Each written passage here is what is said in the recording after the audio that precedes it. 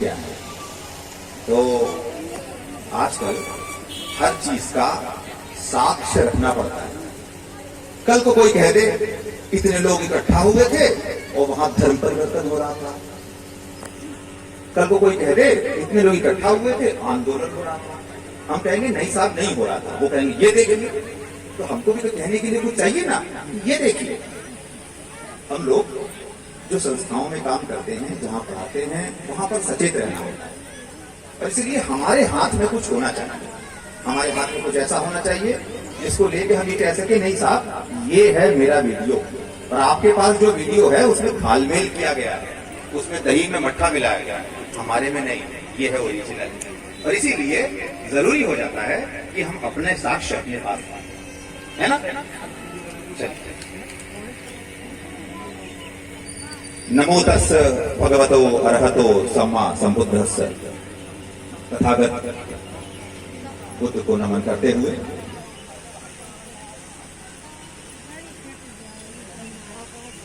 राष्ट्रपिता ज्योतिबाराव फुले, राष्ट्रमाता सावित्रीबाई फुले, छत्रपति शाहू जी महाराज, नारायण गुरु महाराज, पेरियार साहब, ऐसे तमाम लोग जिनके संघर्ष से, जैसे संत गाडगे महाराज, जिनके संघर्ष से आज हम यहां हैं, अपनी मेहनत से, उनके बताए रास्ते पर चलते हुए पिछले 75-80 सालों से ये कारवां जहां पहुंचा, जिनके हम ऋणी हैं, जिनका दिया हम खाते हैं, जिनका दिया हम पीते हैं, जिनका दिया हम पहनते हैं, जिनकी वजह से हमें ये शिक्षा है, वो सभी महापुरुष, स्त्रियां, वो सभी महान लोग जिन्होंने तप किया, जिन्होंने श्रम किया, जिन्होंने हमारे लिए सैकड़ों वर्षों से खेतों में कुदाल चलाई, अनाज बोया, हमारे लिए ईंट मकान बनाए, उन सभी का अभिवादन करते हुए और इन सभी बातों को, इन सभी संघर्षों को एक सूत्र में पिरोते हुए हम परम पूज्य बाबा साहब और माता रमाबाई को नमन करते हैं और उनके प्रति अपनी श्रद्धा व्यक्त करते हैं। साथ ही साथ इस मंच पर बैठे हुए हमारे सभी श्रद्धानुभाव, विशिष्ट अतिथि श्रद्धेय लल्लन प्रसाद अम्बेश जी, जो सदस्य हैं न्यायपीठ बाल कल्याण समिति के, श्रद्धेय आर.बी. टंडन जी, जो बौद्धाचार्य हैं, यहीं आपके सामने बैठे हैं सदरी पहने, श्रद्धेय बिंदु गौतम जी, जिनको आप सुन चुके हैं, जो जिलाध्यक्ष रही हैं, अभी हैं भारतीय बौद्ध महासभा की, श्रद्धेय इंजीनियर कृष्ण चंद्र भारती जी, जिनको आपने जस्ट अभी मेरे से पहले सुना, जो संस्थापक हैं डॉक्टर भीमराव अंबेडकर बुद्ध विहार संस्थान, रामपुर दुबे, अयोध्या के। आपके कार्यक्रम में हम पहुंचे थे और एक बहुत ही बेहतरीन कार्यक्रम, जिसकी दाद मैं आज भी लखनऊ में अपने बहुत सारे साथियों को देता हूं कि लखनऊ में अगर कोई एक अकेला अपने बल पे उतना कार्यक्रम करता है तो नहीं कर पाए। इतना बेहतरीन कार्यक्रम उन्होंने रामपुर दुबई में, इतना बेहतरीन बुद्ध विहार अपने दम पर बनाया। इस कार्यक्रम के आयोजक निवेदक चौधरीराम जी, जो पूर्व प्रधान हैं राम दुलार जी, जो सहायक अध्यापक हैं, और इस कार्यक्रम का संचालन बहुत ही बेहतरीन ढंग से करते हुए हमारे श्रद्धेय राधे श्याम, बहुत हम आपका भी अभिवादन करते हैं। साथ ही साथ हम यहां बैठे सभी बुजुर्ग, सभी पुरुष, सभी महिलाएं, सभी लड़कियां, सभी लड़के, सभी बच्चे, और तो और वो सभी लोग जहां तक हमारी आवाज जा रही है, जो हम आपको सुनने के लिए आए हैं, जो इस कार्यक्रम के सहभागी हैं, उन सभी का हम अभिवादन करते हैं। जिन्होंने ये कनात बांधा है, ये दरी बिछाई है, जो आपके खाने का प्रबंध कर रहे हैं, जिन्होंने आपको नाश्ता दिया, जो व्यवस्था देख रहे हैं, उन सभी का अभिवादन बहुत महत्वपूर्ण है। किसी ने तो ये झंडे बांधे होंगे ना, किसी ने दही बिछाई होगी, किसी ने आसपास का कूड़ा साफ किया होगा। वो सभी हमारे धन्यवाद के पात्र हैं। किसी का योगदान कम नहीं। अभी किसी ने कहा कि हाँ, हमारी बहन बिंदु गौतम जी ने कहा कि डॉक्टर साहब लखनऊ से आए हैं और वो ये काम कर रहे हैं। मैं मानता हूं बहुत थोड़े से लोग ये काम कर रहे हैं, पर वो इतने थोड़े भी नहीं हैं, फिर भी बहुत लोग काम कर रहे हैं। पर हां, जितना आप चाहते थे, जितनी हम आशा करते हैं, जैसे एक विश्वविद्यालय में कम से कम 100, 150, 200 लोग होंगे, शायद ऐसे कामों में 2 लोग, 3 लोग, 4 लोग जाते हैं। ये हमारी आशा के अनुरूप नहीं। हमारे अपने समाज से तमाम लोग हैं जो ये काम कर रहे हैं, पर वो तमाम भी हमारी आशा के अनुरूप नहीं है। इसलिए हम सभी को दुख है, हम सभी को अफसोस है। क्यों? क्योंकि जो बोते हो आप, वो हम खाते हैं, जो उगाते हो आप, वो हम सेवन करते हैं। और इसलिए आपकी मेहनत के, श्रम के एक एक पसीने की बूंद का हम ऋणी हैं। तो ऋण कैसे वापस करना है? जो कर रहे हैं उसको ठीक से करना है। अगर हमने नौकरी पाई, अगर हमने शिक्षा पाई, अगर हम अच्छे घर में रहते हैं, तो ये अकेले हमारे बलबूते का नहीं है, अकेले हमारी क्षमता का नहीं है कि हम बहुत तेज थे और इसलिए हमको ये मिला। ये सैकड़ों वर्षों से किए गए मेहनत, तप, परिश्रम, बल, उसका नतीजा है। तो जब हम उस स्थान पर पहुंचे हैं, उस पेशे में पहुंचे हैं, उस नौकरी पर पहुंचे हैं, उस ओहदे पर पहुंचे हैं, तो क्या ये हमारी जिम्मेदारी नहीं थी कि हम उसको वापस करें? मतलब वो तुम, काटे हम, फांके हमारा बेटा, ऐसा थोड़ी होगा। ऐसा ही अगर हो तो कल को आप कह सकते हो ना कि हमारे खेत में छटाक पर हुआ हो या अंजूरी पर, नहीं देते, जाओ तुम अपने नोट चबा लो, हम अपना गेहूं चबाते हैं, चलेगा? किसी दिन ये भी होगा।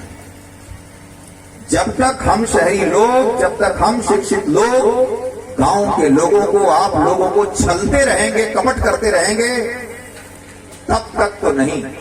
पर एक दिन आएगा जब आप सब जानोगे कि आपके अनाज की वही कीमत है जो हमारे 8 घंटा शिक्षा देने की कीमत है, 6 घंटा शिक्षा देने की कीमत है, नौकरी करने की कीमत है। एक दिन तो आएगा ना जब तुम 6 महीना अपने खेत में, 4 महीना अपने खेत में धान गेहूं की फसल उगाओगे और कहोगे कि तुमने जो 4 महीने तनख्वाह ली है उसी के बराबर अगर दोगे तो इस खेत में पैदा होने वाला हम तुमको देंगे। एक दिन ये आएगा, तो ये होगी क्रांति, उस दिन होगा भीषण युद्ध, वो सब। लेकिन जब तक ये नहीं हो रहा, तब तक जो यहां आज कस्बा में हो रहा है, इस गांव में हो रहा है, ऐसे होते रहने की जरूरत है। तो क्या हो रहा है? क्या हो रहा है? हम सब लोग आज यहां इकट्ठे हुए है ना। इतवार का दिन है, संडे है, छुट्टी मनाते, किसी के घर जाते, कुछ और घर के काम निपटाते, फिर भी हम सभी ने अपने अपने कामों को छोड़कर ये तय किया कि हम आज यहाँ बैठेंगे और देखेंगे जो जरूरी है, महत्वपूर्ण है, क्या ऐसा बताया जा रहा है, क्या मेरे काम का है, क्या ऐसा है जिसको हम जीवन में उतार सकते हैं, क्या ऐसा है जिस पर चला जा सकता है, कौन सी ऐसी नई बात बताई जा रही है। चलो सुनते हैं, चलो वक्त देते हैं। आपका यहाँ पर आना, यहाँ बैठना हमें मनोबल देता है, हमें मनोबल देता है कि चलो मैं 200 किलोमीटर दूर से आया हूं, कोई है जो हमारा इंतजार कर रहा है, कोई है जो हमें सुनना चाहता है। ये हम लोगों को मनोबल देता है। जिस तरफ हमें ये मनोबल देता है, उसी तरफ ये आपको कुछ नई बात बताता है। और ये सारा का सारा आंदोलन हम सभी के अंदर एक नई ऊर्जा, एक नई आशा फूंकता है। और इसीलिए आज सुबह श्रद्धेय ललन प्रसाद जी से जब चाय पर बात हुई तो उन्होंने एक बात कही कि लोग नहीं समझते कि जयंती का क्या मतलब है, लोग नहीं समझते कि ऐसे कार्यक्रमों में क्यों जाना चाहिए। और तभी मैंने कहा कि आज जब कार्यक्रम शुरू होगा तो सबसे पहले मैं इसी बात का जिक्र करूंगा कि आप सबके लिए आपकी जयंती में जाना क्यों जरूरी है। आप सबके लिए कोई और जयंती में जाना, बाबा साहब की जयंती, भगवान बुद्ध का बुद्ध पूर्णिमा दिवस, तमाम ऐसे दिवस, 14 अक्टूबर परिनिर्वाण दिवस, अभी कुछ दिन पहले नारायण गुरु की जयंती मनी थी, उसके पहले और तमाम महापुरुषों की जयंतियां मनी। ऐसे जयंतियों पर इकट्ठा होना, एकत्रित होना क्यों जरूरी है? ये बिल्कुल इसलिए जरूरी है क्योंकि आपकी रोजमर्रा की जिंदगी में जब कुछ दिमाग में हल्का फुल्का जंग लगे तो आज ऐसे इकट्ठा होकर विचार विमर्श कर उस गराती को, उस तलवार को, उस गड़ासे को आप अपने दिमाग में रेद लें, अपने बुद्धि को और तेज कर लें, उसको धार दे लें कि हाँ, जिस रास्ते पर हम चल रहे हैं ये रास्ता जरूरी है, ये रास्ता ठीक है। रास्ते पर चलना जरूरी है, पर रास्ते पर चलने के साथ साथ इस बात का आश्वासन भी होना जरूरी है कि ये रास्ता ठीक है। क्या ऐसा आपके साथ नहीं होता कि आप कहीं जाते हो, कुछ दूर देखते हो कि कोई नहीं दिख रहा, फिर आप थोड़ी दूर जाते हो, फिर सोचते हो कोई नहीं दिख रहा, आपके मन में आता है ना सवाल, पता नहीं सही आ रहे हैं कि नहीं आ रहे हैं, सही दिशा है कि नहीं है, सही राह है कि नहीं है। फिर आपको कोई आता हुआ दिखता है, आप पहले पूछ के चले थे, उसने कहा था कि ये सीधे जाओगे तो कस्बा गांव पड़ेगा। फिर भी हमने क्या किया, यहाँ आकर के कोने पे पूछा कि भाई यही है ना कस्बा गांव? हाँ यही है कस्बा। हमने क्या किया, हमने वही किया जो आंदोलन करते हैं, हमने वही किया जो ये जयंतियां करती हैं, हमने वही किया जो हम सबका मिलना जुलना उठना बैठना करता है। और वो है अपने अंदर एक नए विचार को कि हाँ, हम सही दिशा में जा रहे हैं, हम सही तरफ जा रहे हैं, हमारा राह सही है। आज मंजिल मिले मिले ना मिले, कल जरूर मिले, कल जरूर हम ऐसी जगह पहुंचेंगे जिसकी कामना कभी बाबा साहब ने करी थी, किसकी कामना कभी संत कबीर ने करी थी, किसकी कामना कभी संत रैदास ने करी थी। और क्या कामना करी थी? ये कामना करी थी कि ये देश, आज भी आप नारा लगा रहे थे ना आते वक्त, बौद्ध धर्म की क्या पहचान? मानव मानव एक समान। देखिए यही कामना है ना, मानव मानव एक समान। जब मानव मानव एक समान होगा तो भेदभाव क्यों करेंगे? जब भेदभाव नहीं करेंगे तो आपको लगता है कि आपके बच्चे के अंदर कम ऊर्जा है, आपके बच्चे के अंदर कम बुद्धि है, कि वो एग्जाम में नहीं क्लियर कर पाता, दूसरा कर लेता है, एक नौकरी पा जाता है, दूसरा नहीं पाता। अरे सब तो समान दौड़ते हैं ना, फिर क्यों आप क्यों रह जाते हैं? क्योंकि वहां होता है तिगड़म। जब संत रैदास का परिकल्पना किया हुआ बेगमपुरा एस्टैब्लिश होगा, स्थापित होगा, तो वो तिगड़म नहीं होगा। जब मानव मानव एक समान हो जाएगा तो कोई धोखा नहीं होगा। लेकिन वो इतना बड़ा कॉन्सेप्ट है, वो इतनी बड़ी विचारधारा है कि ऐसे में उस जगह पहुंचना, उस पर चलते रहना ये जरूरी है। और इसीलिए ये जयंतियां जरूरी है, इसीलिए हमारा और आपका आपस में बात करना जरूरी है, ये विचार विमर्श जरूरी है। इसीलिए आप अपनी बात कहें, आपको भी मंच मिलना जरूरी है, आपको भी माइक मिलना जरूरी है। हम आपकी बात का निवारण करें, हम अपनी बात कहें, आप अपनी शंका का समाधान मांगो, ये चीजें जरूरी हैं, हमें बात करना जरूरी है। आज से 25-30 साल पहले की बात है, मैं अपने गांव में छोटा था, तो हम तो शहर में रहते, गांव छुट्टियां मनाने जाते थे। हमने अपनी आंखों से देखा है कि उन दिनों हमारे बाबा दादी का तो अपना अलग मंडली थी। भाई जब घर के काम हो रहे हैं तो तमाम गांव की औरतें आती थी और उनके साथ चर्चा करती थी। और ऐसे ही बाबा सुबह में और शाम में और हमारे बाबा नहीं, तमाम बाबा लोग, गांव में सब बाबा ही हैं, हमारे बाबा नहीं। तमाम पुरुषों की टोली में बात कर रहे हैं, स्त्रियों की टोली में बात कर रहे हैं। क्या बात कर रहे हैं भाई? ये धान ऐसा बोया गया, इसमें ये कीड़ा लगा, ये गड़बड़ हुई, अब की बार कब जुताई शुरू करनी है, कब बुआई शुरू करनी, कब बटाई करनी, कौन सा क्या खाद डालनी, नहीं डालनी, वगैरह वगैरह। यही तो बात होती थी ना। और धीरे धीरे क्या हुआ? धीरे धीरे हमारी खेती कम हो गई, हमने पशुओं रखना कम कर दिया, धीरे धीरे लोग नौकरी पाने लगे, हमारे पास समृद्धि आ गई, हमारी छत पक्की हो गई। अब हमें ये चिंता नहीं है कि हमारा छप्पर कौन है, हमें चिंता नहीं ना। तब क्या होता है? हम उसे की बात करें, वो हमारे घर गए हैं, हम कहें उनके घर जाए, यही है ना। इस बात में हमको खुद कमजोर करें कि जब तुम्हारे दुख में हम शामिल नहीं हैं, तो हमारी खुशी में तुम शामिल क्यों हो? यही बात आई ना। समाज कमजोर होना शुरू हो गया। और जानते हैं, जो समाज नया नया खड़ा होता है, जिसकी समृद्धि नई नई आनी शुरू होती है, जिसके पास दो पैसे नए नए आने शुरू होते हैं, वो ऐसी बातें आने पर जल्दी बिगड़ जाता है, वो ऐसी बातें आने पर जल्दी तुनक जाता है, जल्दी खिसक जाता है।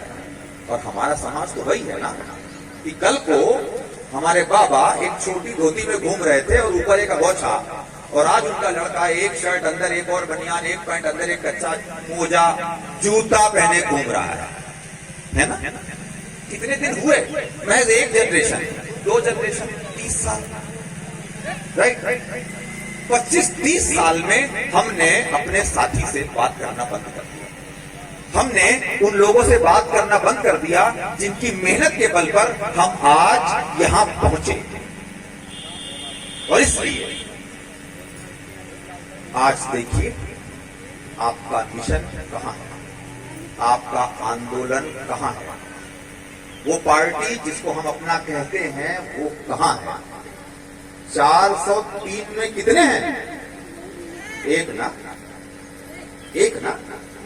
403 में कुछ लोग नहीं समझ रहे हैं, विधायकों की बात कर रहे हैं उत्तर प्रदेश में।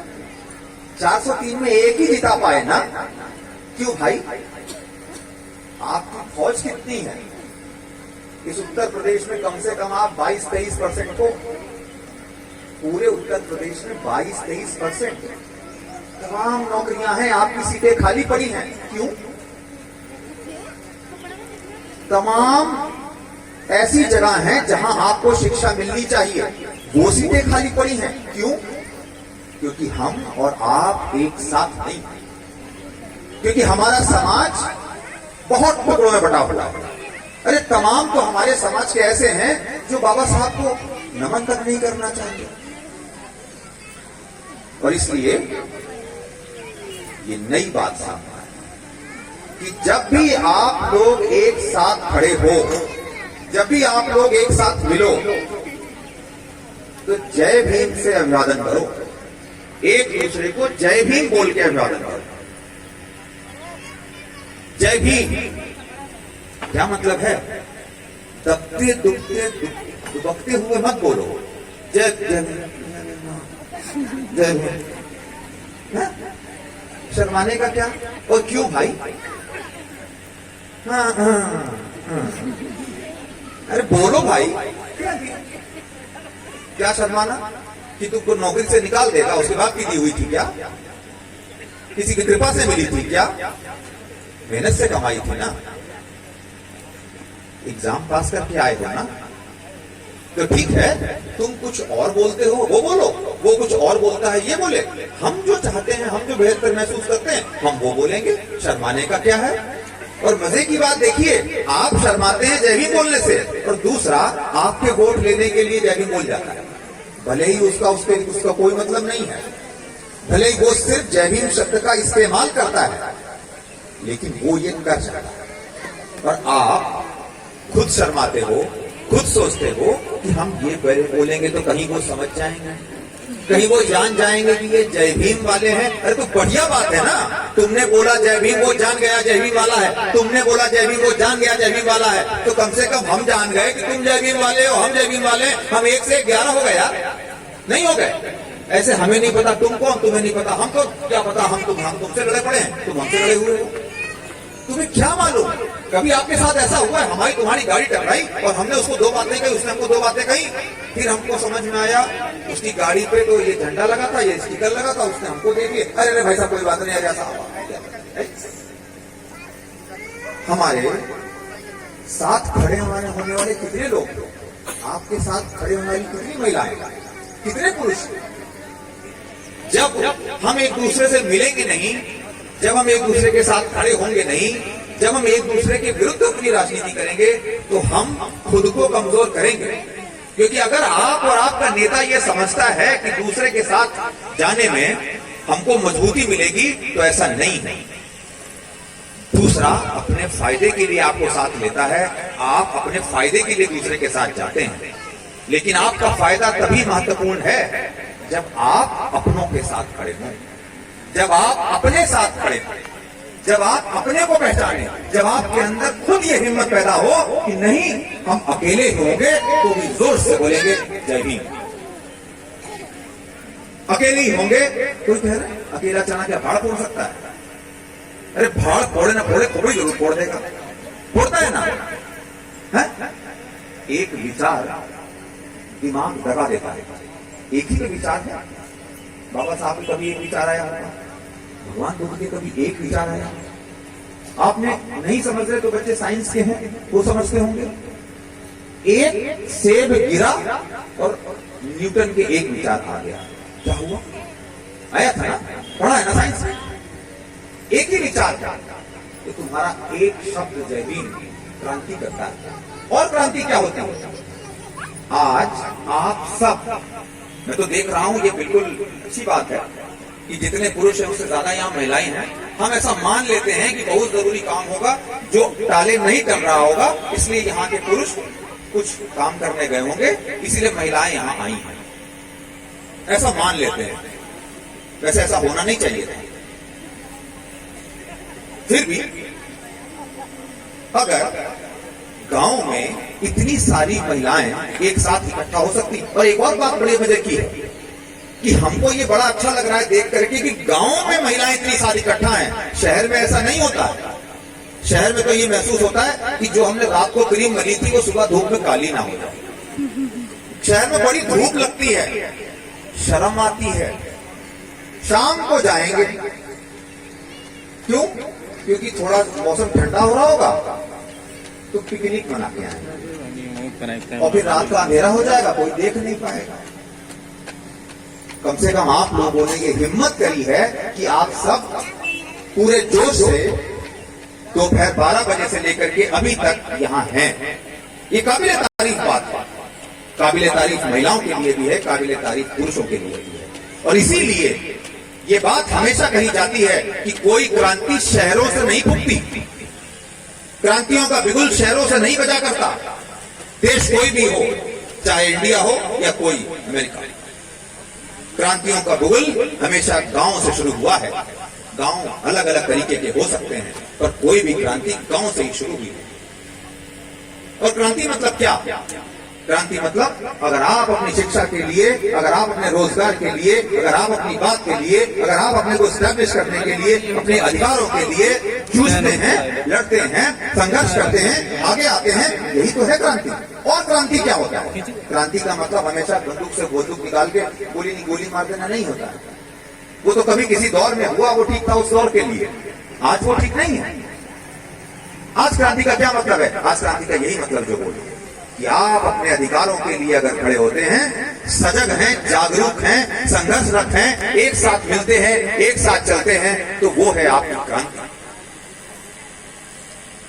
और इसके लिए, और ये कोई हम देख रहे हैं, हम समझ रहे हैं, ऐसा नहीं है। आपका नेता भी खूब समझता है, और इसीलिए आपका नेता भी अपनी शुरुआत गांव से करता है, आपके पास आता है, क्योंकि उसको पता है कि आपसे कोई बात कहेंगे, आप सुनोगे। शहर में तो वो घंटी बजाएगा, कोई दरवाजा भी नहीं खोलेगा। कोई सुनेगा भी नहीं, किसी को कोई मतलब भी नहीं। शहर वाले क्या सोचते हैं, अरे हमारे वोट से क्या होगा। वोट के दिन ज्यादातर शहरी छुट्टी मनाते हैं, कुछ तो पिक्चर देखने जाते हैं, कुछ कहीं और घूमने जाते हैं। वोट डालने के प्रति सब सजग नहीं है। और गांव में देखिए, न्यूज में आती है कि सबसे ज्यादा प्रतिशत इतना वोट पड़ा, सबसे ज्यादा इतना वोट पड़ा। क्यों होता है ऐसा? क्योंकि आप अपने काम के लिए, आप अपनी जागृति के लिए, आप अपने भले के लिए सजग हैं। क्योंकि आप ये चाहते हैं कि आपकी जो इस समय व्यवस्था है या व्यवस्था है वो बदलनी चाहिए।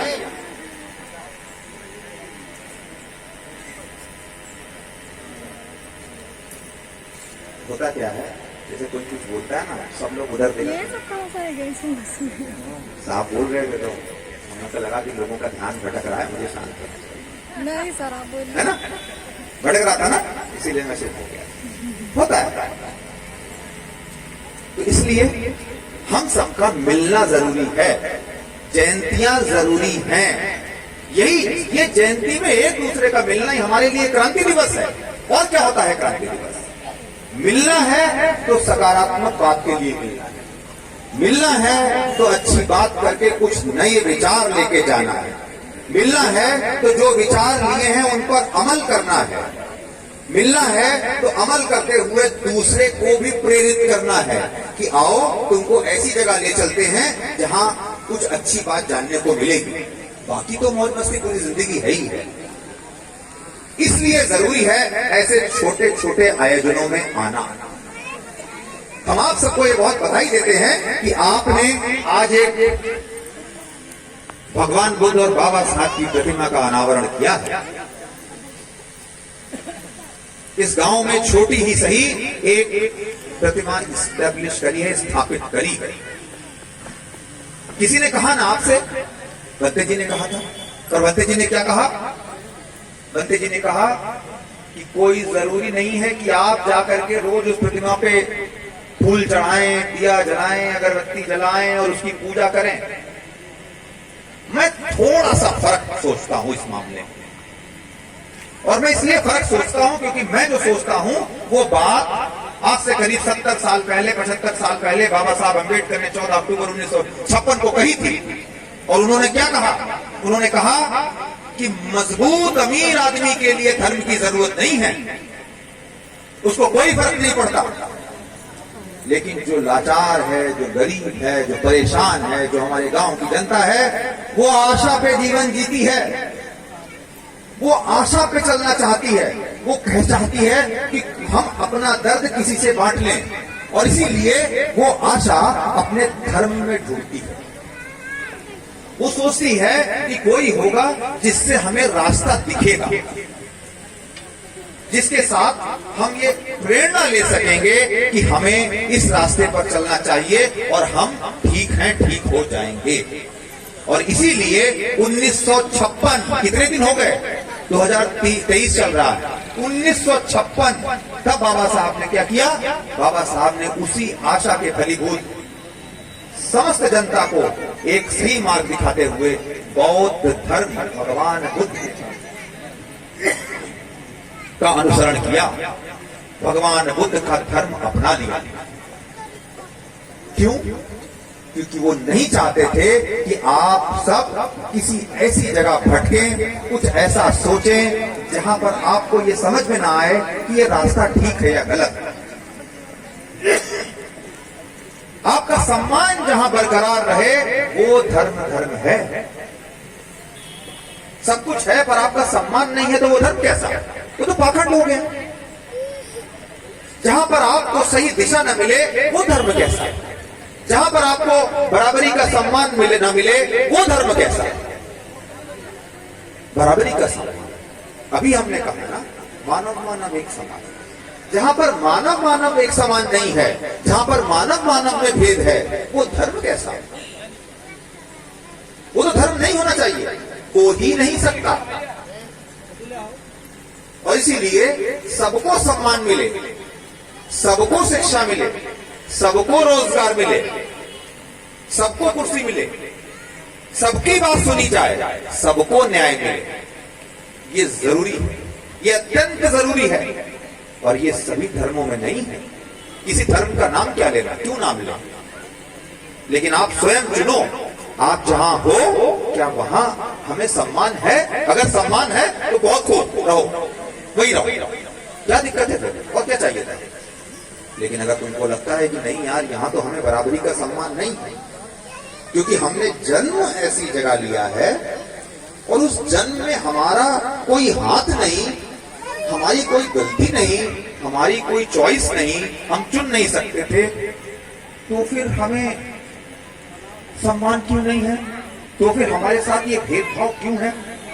और इसलिए ऐसे मौके पर हम समझते हैं कि हमें ये तय करना होगा कि हमारे लिए बराबरी का सम्मान क्या है। और हमारे पास एक रास्ता बाबा साहब ने जो दिया था वो यही था। कब दिया था? 14 अक्टूबर 1956। और आज इस गांव कस्बा में आपने इन मूर्ति को स्टैब्लिश किया, स्थापित किया। तो आप ये सोचोगे, वो सवाल आपका उठ के आएगा मन में, तो यार उसमें और इसमें फर्क क्या? अगर हमें यहां जाकर के दिया जलाना है, अगर हमें यहां जाकर के अगरबत्ती जलानी है, अगर हमें यहां फूल चढ़ाने हैं, तो फर्क तो सबसे मूल फर्क है, सबसे बड़ा फर्क है। शांत रहो भाई, आप लोगों के शोर शराबे से वो बच्चे जनता भटकती है, सुनते नहीं। लड्डू पेड़ा तो दिन भर खाएंगे यार, कड़वी दवा खाएंगे, कड़वी दवा है ना। मैं इसीलिए ये पसंद नहीं करता। सुनने आए हैं तो शांति से सुनना चाहिए, ध्यान पूर्वक सुनना चाहिए, क्योंकि एक ही बात आपने गलत सुन ली, एक ही बात आपने गलत समझ ली, तो अर्थ का अनर्थ हो जाएगा। उस एक बात की गलती ही गड़बड़ है। ये बिल्कुल उसकी तरह से है जैसे दूध में पड़ी हुई मक्खी, देख ली मानो दूध बेकार, नहीं देखी थी तो कोई भी कटक जाएगा, है ना। इसीलिए मैं कोई डिस्टर्बेंस पसंद नहीं करूं, इत्मीनान से कार्यक्रम करो। कोई जरूरी नहीं है कि आपने थोड़ा लेट 5, 10, 15 मिनट लेट पेड़ा दे दिया तो कोई नाराज हो जाएगा, कोई नाराज नहीं होगा। सब समझ रहे हैं बात की अहमियत, सब समझ रहे हैं कार्यक्रम की अहमियत। तो इसलिए आपने जब ये प्रतिमा लगाई तो कोई जरूरी नहीं है हम बनते कि उस उतनी सी बात से तो सहमत हैं कि कोई जरूरी नहीं है अगर आप भगवान बुद्ध को पढ़ते हैं, अगर आप बाबा साहब को पढ़ते हैं, उनकी बातों को अपने अंदर उतारते हैं, उस बात को समझते हैं, तो कोई जरूरी नहीं है कि आप रोज रोज जाइए और अगरबत्ती लगाइए, दिया जलाइए, फूल डालिए, नतमस्तक होइए और फिर जाके वैसे ही सोचिए और गड़बड़ करिए। और अगर आप अपने को बदलते नहीं हैं, अगर आप उनके बताए हुए रास्ते पर चलते नहीं हैं, अगर आप वो संदेश पालन नहीं करते हैं, तो सब बेकार है। आप कितना भी अगरबत्ती चढ़ा लीजिए, आप कितना ही फूल चढ़ा लीजिए, आप कितना भी दिया जला लीजिए, फिर भी मैं पर्सनली अपने तौर पर यह समझता हूं कि ये सारी बातें जरूरी क्यों हो जाती हैं कि मैं दिन में एक बार जाऊं, उनके समक्ष बैठूं, चुपचाप पालथी मार के बैठूं, वहां पर ध्यान करूं, आज सुबह से हमने क्या किया, शाम को क्या किया, कल क्या करना है, इसका विचार करूं। कोई बेहतर बात है तो वहां बैठ करके घर में चर्चा करूं। ये क्यों जरूरी है? ये इसलिए जरूरी हो जाता है कि हम उनको अपना प्रतीक मानते हैं और हमारे प्रतीक आसमानी नहीं है। हमारे प्रतीक वो नहीं है जो पता नहीं वो पिछले बादलों के पार से झांक रहे हैं, नहीं, कोई नहीं झांक रहा। हमारे प्रतीक ने इस धरती पे जन्म लिया, हमारे प्रतीक ने इस धरती पे मेहनत करी और हमारे प्रतीक ने हमको बेहतर धर्म दिया, बेहतर बात करी। बाबा साहब ने जन्म लिया, हमारे लिए संघर्ष किया, संविधान दिया, सही रास्ता पालन करने की राह बताई और फिर चल बसे। हमारे प्रतीक कोई हवा में नहीं है, वो हमारे अपने हैं और इसीलिए ये हमारे लिए भगवान हैं, ईश्वर नहीं है। ये बात गौर करने की है। अब ध्यान दो, भगवान है, ईश्वर नहीं है। ईश्वर की परिकल्पना क्या? वही जो आप इतने दिन से मानते हो, हे प्रभु थैंक यू, हे प्रभु कुछ दे दो, दोगे तो हम चल करके फला धागा बांधाएंगे, फला का इतना का दान कराएंगे, ये व्रत रखेंगे, ऐसा ऐसा ऐसा लड्डू चढ़ाएंगे। तुम हमको दे दो, नहीं मिला तो तुमसे नाराज, मिल गया तो तुमको दान करेंगे। मिला तो तुम्हारी अपनी मेहनत से था ना।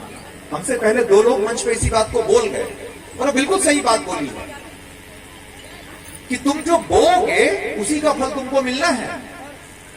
ये हम सब जानते हैं। जब हम ये जानते हैं कि हमारे बोए बिना हमको नहीं मिल जाएगा, तो फिर हम क्यों ही चिंता करते हैं कि आसमान में कोई है बैठा है जो वहां से ऐसे करेगा और वहां से कुछ निकलेगा और हमारे ऊपर गिरेगा और हमारी झोली भर जाएगी? नहीं भरेगी। जो लोग ये बात कहते हैं कि तुमको ऐसा करने से तुम्हारी झोली भर जाएगी, वो तुम्हारे इंतजार में बैठे रहते हैं कि तुम आओ और उनकी झोली भर दो। अरे अगर ऐसा ही था तो तुम अपने घर पे मांग लिए होते। जैसे तुम हमसे कह रहे हो कि ये तुमको दे देगा, तो भैया तुमको कहीं नहीं देगा, तुम्हारे पास तो चाबी है ना। तुम तो कहते हो हमारे पास वाला की चाबी है, मरने के बाद हमसे चाबी का ताला खुलवा लेना, नहीं तो जो मरे हैं वो ऊपर वहां अटक जाएंगे, कह रहे थे ना। तो तुम्हारे पास जब सारी की सारी चाबियां ही हैं, अलग अलग मेल की चाबी है, इसकी उसकी चाबी है, तो भैया फिर जब तुमको हमको दे देगा तो तुमको भी दे देगा। तो हम अपनी जेब से तुमको 10 रुपया काहे दें, तुमको सेब संतरा काहे दें, तुमको मिठाई काहे दें, तुमको धोती लत्ता काहे दें, काहे दें? क्योंकि उसको मालूम है कोई नहीं देगा। दोगे तो तुम्हारे सिवा कोई नहीं देगा। और जब तुम्ही को देना है तो मुझे एक बात बताओ, तुमसे हम ले और तुमसे कहें बाहर रहना, हाँ ठीक, हाँ लाओ। आप में से कोई बहुत प्रसिद्ध जगहों पर गया है? रेले का रेला लगता है। हम तो जाके देखा है ना, देखेंगे नहीं तो बोलेंगे कैसे, देखेंगे नहीं तो जानेंगे कैसे।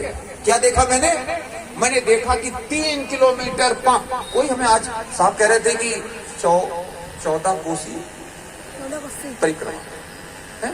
मुझे नहीं मालूम कि इस परिक्रमा में बीच में क्या होता है, मुझे नहीं मालूम, पर मान लो कि बहुत सारी जगहों पर बहुत लंबे लंबे रेले लगते हैं ना। और उस रेले को 2 दिन में खत्म करना है, तो तुमको क्या समय मिलेगा क्या कि वहां जाओ, तुम अपना दान अर्पण करो, फिर प्रभु से अपनी बात कहो कि प्रभु हमको ये देना, मेरी ये समस्या, लड़की की शादी वगैरह वगैरह, हम तुमको ये दान करना है, अगर हो जाएगी तो ये करेंगे। नहीं, वहां तो 3-4 खड़े हैं एजेंट। क्या करते हैं? हाँ चलो, हाँ पीछे से पब्लिक धकियाती रहती है, पुलिस धकियाती रहती है। कह पाते हो अपनी बात? नहीं कह पाते ना। तो पहली बात तो यह कि तुमको कोई देने वाला नहीं, और दूसरी बात, देने वाले तुम अगर तुम ही देने वाले हो तो तुम वहां दो जहां तुम्हारा सम्मान है, वहां दो जहां तुम्हारी शांति है, वहां दो जहां तुम्हारा आत्मविश्वास बढ़े, जहां तुम्हें बराबरी की तरह से इंसान को इंसान का दर्जा मिले, वहां दो। हम किसी का नाम फिर भी नहीं लेंगे, क्योंकि ये तुम्हें तय करना है तुम कहां दो। अगर तुम्हारा दिया तुम्हारी जड़ें खोदने के काम आए तो ऐसे देने का क्या मतलब भाई? जैसे हमसे कहा गया कि पैसा दे दो, घर में जो बनाते हो वो दे दो। हमारे घर में मान लिया लोहे का काम होता था, हम क्या दे आए? एक लोहे का टुकड़ा दे आए। उसने क्या किया? लोहे की कुल्हाड़ी बनाई और हमारे ही पेड़ों पे कटक चला दी। हम विरोध करने गए तो हमारे ऊपर चला दी। तो क्या मतलब हुआ? मतलब ये हुआ कि तुमको अगर कुछ देना है तो वहां दो जहां से तुम्हारा संवर्धन हो, जहां से तुमको उपज मिले, जहां से तुम आगे बढ़ सको, जहां से तुमको धम्म का लाभ हो, जहां से तुमको नया रास्ता मिले, जहां से तुमको सही राह दिखे, जहां से तुम्हारे बच्चों के लिए कुछ नया हो सके। तो ये कहां से हो सकता है? ये वहां से हो सकता है जहां पर ऐसी चर्चा के लिए कोई जगह बनी हो। ये ऐसी जगह हो सकता है जहां पर चर्चा करने तुम अपने बच्चे भेजते हो। ये ऐसी जगह से हो सकता है जहां पर तुम्हें तुम्हारी समस्या होने पर कोई निवारण मिले।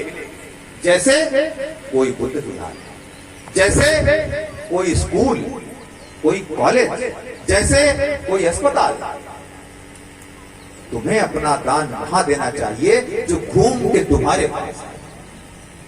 तुम्हारी कंगाली मेरी बहाली का कारण, मेरी बहाली का स्रोत नहीं बननी चाहिए कि तुम कंगाल होते जाओ, हम बहाल होते जाएं। तुम ये गांव से जमीन से भगा दिए जाओ, जमीन भगाने के बाद कुछ और कहीं और शहर से भगा दिए जाओ और फिर स्लम्स में पलो, चुकी बस्तियों में पलो। क्यों भाई?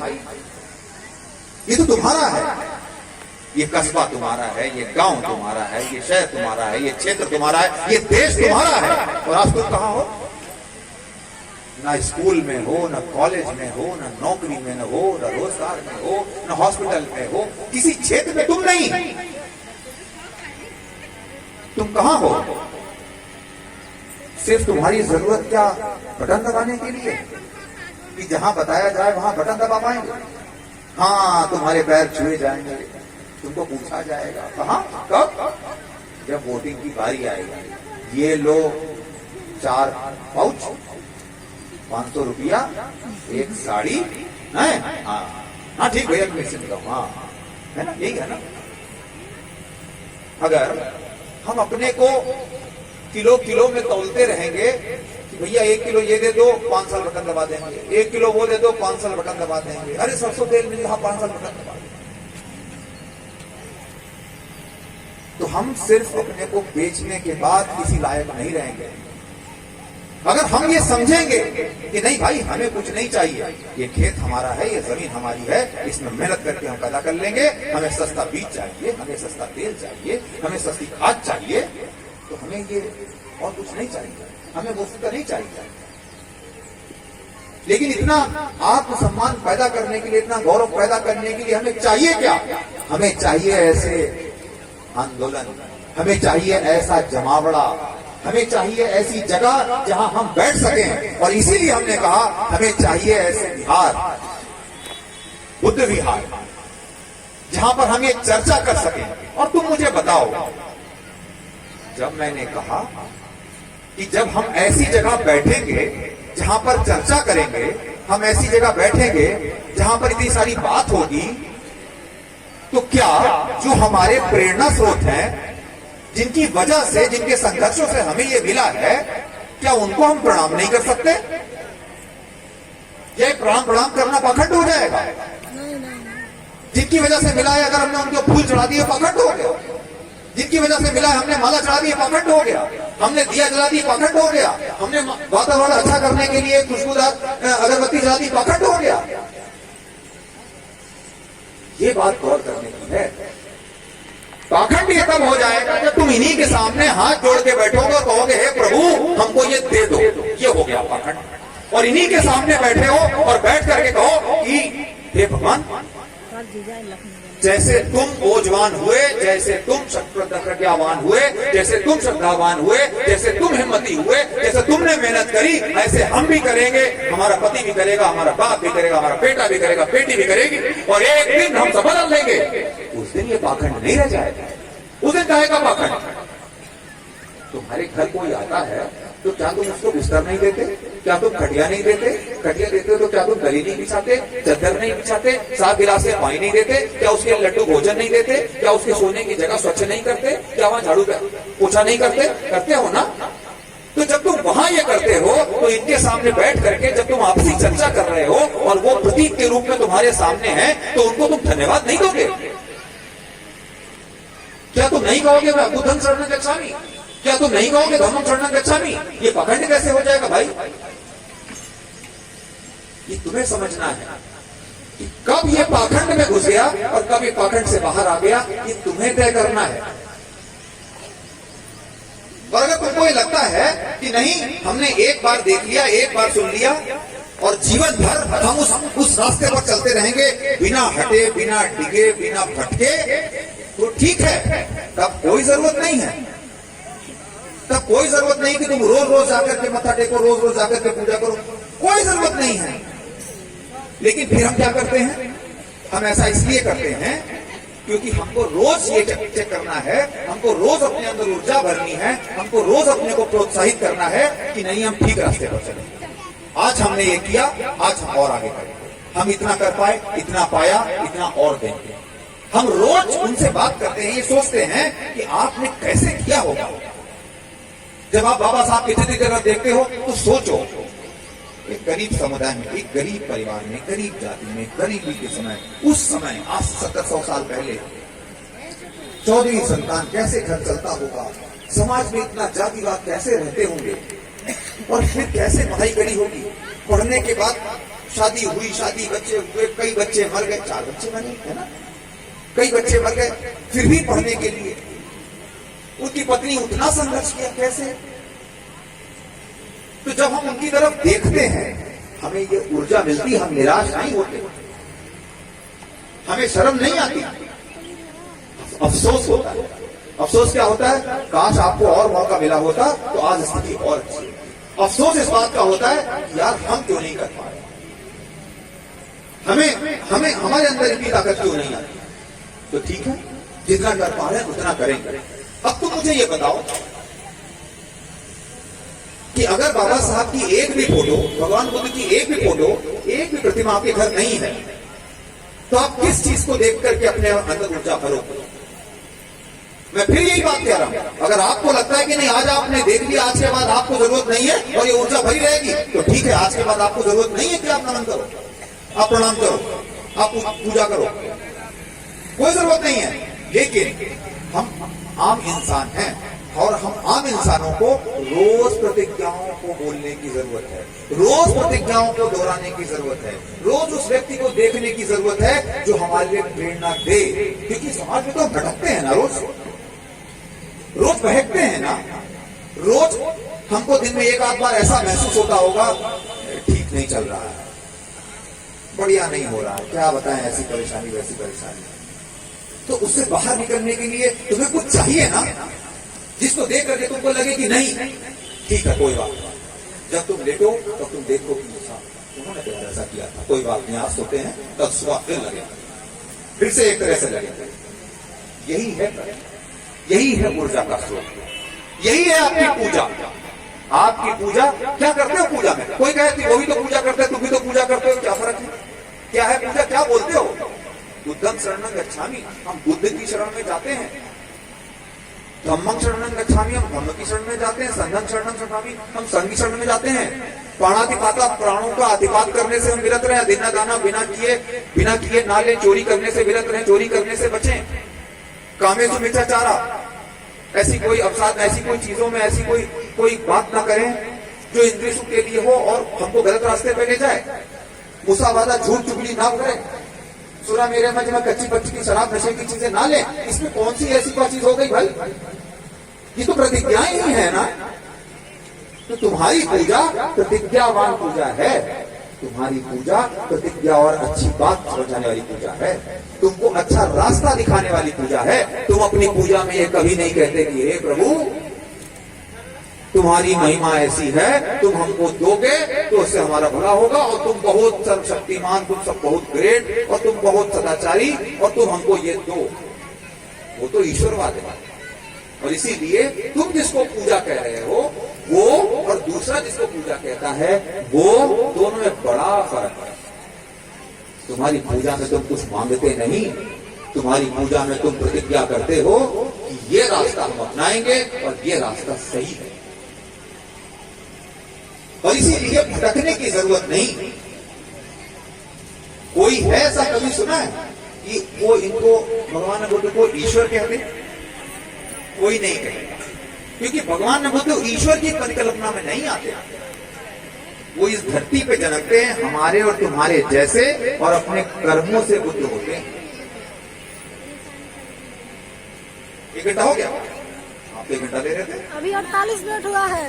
अभी तो 1-2 बातें कही है, बहुत अच्छा कंटिन्यू करें। ऊर्जा हो जाए। अभी 11 मिनट बाकी है सर, 11 मिनट 11 मिनट बाकी है 1 घंटे में। अच्छा, ऊर्जा भर ये कैसे? देखिए, कहना बोलिए आप, देखिए ठीक है। देखिए, संचालक महोदय की एक समस्या होती है कि उसको सब कुछ मैनेज करना है, उसको मैनेज करना है, एक कार्यक्रम ही बना रहे, उसको ये भी देखना है कि जो लोग बैठे हैं वो उतनी देर बैठे हैं जितनी देर महत्वपूर्ण बातें हो रही हैं। जो लोग आए हैं, जिस पर्पज से आए हैं, जिस काम से आए हैं, वो कुछ लेके जाएं। साथ ही उसको देखना है कि मंच में बैठे वालों का सम्मान होता रहे, नाश्ता पानी मिलता रहे, फोटो खींचती रहे, पंडाल सस्ता रहे और ऊर्जा भी भरती रहे। अब ये ऊर्जा, ये हमसे कहें ऊर्जा भर दीजिए। इतनी देर में जो बताया वो क्या निराशाजनक था? नहीं सर, ऊर्जाजनक था। वो क्या ऐसा था जो आपको लगे कि क्या बोल रहे हैं पता नहीं, हमको समझ में नहीं आया, ऐसा था? हमने जो कुछ भी कहा कोशिश करी कि आपको एक विचार परक बात बताई जाए, कोशिश करी कि वो बात बताई जाए जिससे आपके मन में कुछ उथल पुथल मचे, कोशिश करी कि वो बात बताई जाए जिससे आप खुद सोचो। हम आपको घुट्टी नहीं देना चाहते, पुड़िया नहीं देना चाहते कि ये भाग लो और इससे प्राप्त हो जाए।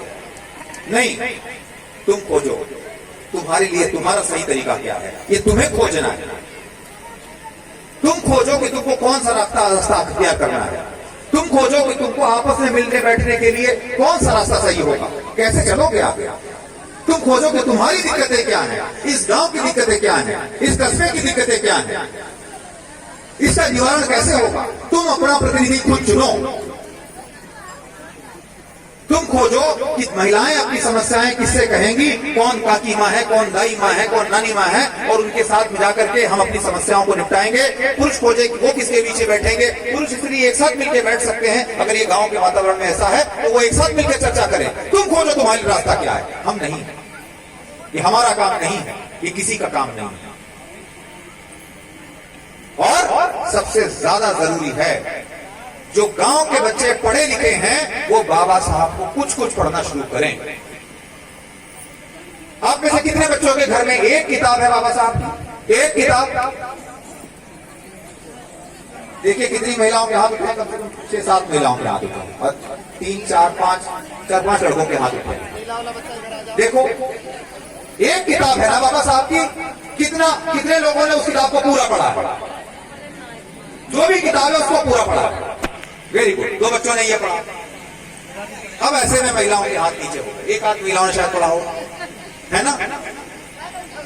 मेरे प्यारे भाइयों और बहनों, कुछ नहीं कर सकते हो। मैंने जो कुछ भी बोला है, मेरे अंदर जो भी बात आई है, वो ऐसी किताबों को पढ़ने से आई है। उन किताबों में एग्जैक्टली यही बात नहीं लिखी है, लेकिन उन किताबों में जो लिखा है वो मेरे मन में उथल पुथल मचाते हैं, मुझे विचार देते हैं, मुझे राह बताते हैं, ऊर्जा भरते हैं। साहब ने कहा कि लोगों के बीच ऊर्जा भर दो। मैं तुमको ऊर्जा भरने के बजाय ऊर्जा की चाबी देता हूं। जाओ आप बाबा साहब अम्बेडकर को पढ़ो, वहीं से तुम्हें ऊर्जा मिलेगी। और कहां से ऊर्जा मिलेगी? ये ऊर्जा की चाबी है, बाबा साहब को पढ़ो। प्यास लगी थी, हम अपने कुएं से तुमको 1 बार दे देंगे, 2 बार दे देंगे, 3 बार दे देंगे। तुम गुजरोगे तुमको 1 बार पानी पिला देंगे, 2। अरे हमने कहा कि साहब ये लो कुदाल, जाओ खोद लो, थोड़ा खोदोगे पानी आ जाएगा। हम कोई कि तुमको क्या ऊर्जा देगा? अरे आपको ऊर्जा चाहिए क्या? अरे आप लोग इस बंजर मिट्टी को खोद करके फसल पैदा कर देते हो। हम अपने घर में 10 रुपए की नोट निकाल के आटा खरीद लाते हैं, खा लेते हैं। आपको ऊर्जा की जरूरत है? अरे आप नहीं दोगे तो हमको ऊर्जा कम पड़ जाएगी। आपको ऊर्जा की जरूरत नहीं, आप स्वयं ऊर्जावान हो। आपके स्वयं के अंदर इतना कुछ भरा हुआ है कि लेकिन आपको बस दिशा की जरूरत है। आपकी दशा सुधरने के लिए दिशा की जरूरत है। दिशा मिल गई, दशा सुधर जाएगी। इस मूर्ति, इस प्रतिमा बाबा साहब और भगवान बुद्ध की प्रतिमा से जितने आने जाने वाले गुजरेंगे, नजर तो पड़ेगी। जब नजर पड़े तब आंखों से आंख मिला के देखना और सोचना कि जिस दिन हमने लगाई थी उस दिन क्या संकल्प लिया था। सोचना कि क्या ऊर्जा की चाबी ली थी, क्या बातें हुई थी, क्या हमने उसमें से कुछ थोड़ा भी कर पाया है? और अगर कर पाया तो खुश होना, अपना आत्मविश्वास बढ़ाना, आगे बढ़ जाना, आगे बढ़ जाना, आसपास के गांव को प्रोत्साहित करना कि तुम भी एक ऊर्जा की चाबी की मूर्ति यहां लगा लो, बाबा साहब को बिठा लो, और फिर देखना धीरे धीरे वक्त बदल जाए। इतनी सामान्य थोड़ी थोड़ी बातों के साथ हमको मालूम नहीं पड़ा कि बच्चा कह रहा है 50 मिनट हो गए, हमको नहीं मालूम पड़ा। क्योंकि अभी तो बहुत कुछ बात करनी थी। मैंने अपनी डायरी में 6-7 चीजें सोची थी कि इन बिंदुओं पर कुछ बात करेंगे, शायद पहले 2 ही पूरे हुए। शिक्षा में तो हमने बात ही नहीं करी। एनीवे, जो कुछ भी हुआ है, जो कुछ भी हमने बात करी है, मेरा आपसे सिर्फ इतना निवेदन है, घर जाओ, जब भी जाओ ना, कार्यक्रम हो जाने दो, अभी गाने बजाने का कार्यक्रम होगा, उसका भी एंटरटेनमेंट होना चाहिए, कुछ सीखना चाहिए। जा करके आपस में बैठ करके, परिवार में 4 लोग हो, 3 लोग हो, आपस में बैठ करके कुछ चर्चा करो। जो हमारे युवा साथी हैं वो आपस में चर्चा करें, जो और लोग हैं वो चर्चा करें। चर्चा करो कि क्या बेहतर हो सकता है। कभी कुछ ऐसा मन में संदेह आए तो हमारे नंबर पे व्हाट्सएप कर सकते हैं, या हमको ईमेल कर सकते हैं, या कहीं और मौका लगे तो मुलाकात कर सकते हैं कि ये हमने चर्चा करी और ये कमी रह गई, कुछ समझ में नहीं आ रहा। हो सकता है हम आपको रास्ता ना बता पाए, हमारे साथ में और साथी वो रास्ता बता पाए। चर्चा जरूरी है, और उस चर्चा के लिए विचारों का दिमाग में आना जरूरी है। विचारों का दिमाग में आने के लिए ऐसी जगहों पर बैठना जरूरी है, सुनना जरूरी है। सुनना बहुत जरूरी है, बोलने से कहीं ज्यादा सुनना जरूरी है। सुनने के बाद मंथन करना जरूरी है। और सही बताऊं, इतना करने से अपने आप आपकी व्यवस्था, आपकी व्यथा कम हो जाएगी, व्यवस्था बदल जाएगी। ये गांव एक दिन बेहतरीन बन के उभरेगा। इसी आशा के साथ, इसी विश्वास के साथ आप लोगों से मैं स्वयं अपने लिए आशीर्वाद देते हुए आप सबको जय भीम कहूंगा। जय भीम। बहुत बहुत साधुवाद साहब को।